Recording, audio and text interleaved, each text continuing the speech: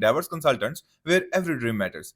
आज की इस वीडियो में हम बात करने वाले हैं कनाडा ने जो न्यू कैप अनाउंस किया है for the international students for the year 2025। अस्सलाम वालेकुम, मेरा नाम है Junaid Suhail and I am the CEO and founder of endeavours consultants where every dream matters. आज की इस वीडियो में हम बात करने वाले हैं कनाडा ने जो न्यू कैप अनाउंस किया है for the international students for the year 2025। तो हमने प्रीवियसली पिछले साल में ये देखा कि कनाडा ने काफी सारी चीजों को रिवाइज किया और अपने जो एडमिशन क्राइटेरिया है चीजों को चेंज किया। उन्होंने पैल इंट्रोड्यूस करवाया जिसको प्रोविंशियल अटेस्टेशन लेटर बोलते हैं, और डीएलएस को बोला कि आप पहले वो प्रोविजनल अटेस्टेशन लेटर्स देंगे, उसकी बेस के ऊपर डिसाइड किया जाएगा किसने किस टेरिटरी के अंदर कितने जो हैं वो वीजा ग्रांट्स हैं, कितने उसके पास कोटा है। तो इसी सिलसिले में अब 2025 में कनाडा ने रिसेंटली अनाउंस किया है 10% रिडक्शन मजीद जो उन्होंने प्रीवियस कैप लगाया था, और उस कैप के अंदर उन्होंने 10% जो है वो मजीद कमी कर दी है अब इंटरनेशनल स्टूडेंट्स के लिए। तो मेरी स्क्रीन पर साथ साथ आप देख सकते हैं कि ये जो है इन्होंने जो न्यू अनाउंसमेंट्स की हैं उसके अंदर है कि जी the Canadian government is reducing the number of study permits it will issue in 2025 and by 10% compared with the 2024। तो 10% की कमी अब कर दी गई है, और ईच प्रोविंस को उन्होंने जो भी क्राइटेरिया दिया है, जितना भी उसका टारगेट है, वो आपको मैं इस वीडियो के अंदर बताने वाला हूँ। तो सबसे पहले बात करते हैं कि study permit target for 2025। For 2025 the government plans to issue a total of 4,37,000 new study permits, जो कि पिछले साल से 10% कम है। क्योंकि लास्ट ईयर 4,85,000 परमिट्स इशू किए गए थे, और कुछ जो स्टडी परमिट्स हैं उनको इसमें से एग्जाम्प्ट भी किया गया है, जिसके अंदर K-12 स्टूडेंट, एक्सचेंज स्टूडेंट्स है with study permits applying for extension, वो इसमें काउंट नहीं है। मतलब कि जो ऑलरेडी कनाडा में मौजूद हैं स्टूडेंट्स और उन्होंने एक्सटेंशन अप्लाई करनी है, वो इस कैप पे नहीं आते हैं। सिर्फ वो स्टूडेंट जो न्यू एप्लीकेशन करेंगे पूरी दुनिया से, सिर्फ पाकिस्तान से नहीं, पूरी दुनिया से करने वाले। तो 2025 national target study permit issue to graduate degree students होंगे 73,282। Study permit issue to kindergarten and grade 12 that will be 72,000 again 200। और ये सारे study permits issue to all other PAL TAL exempt applicants उनके होंगे 48,000।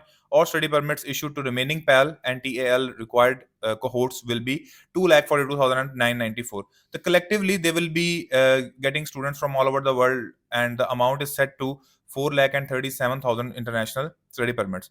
अब अगर आप मेरी स्क्रीन पे देख सकते हैं कि इन्होंने प्रोविंस वाइज सारा चेंज कर दिया है, जिसमें आप पूरी डिटेल्स पढ़ सकते हैं कि जी एक्सपेक्टेड स्टडी परमिट जो है ग्रेजुएट डिग्री स्टूडेंट्स की, उसके अलावा उसके अंदर Alberta, British Columbia, Manitoba, new Brunswick, और हमारा जो फेवरेट है ओंटारियो, जहाँ सबसे ज़्यादा पाकिस्तानी स्टूडेंट जाते हैं, it will be now be seeing a reduce of 10% as well 21,841।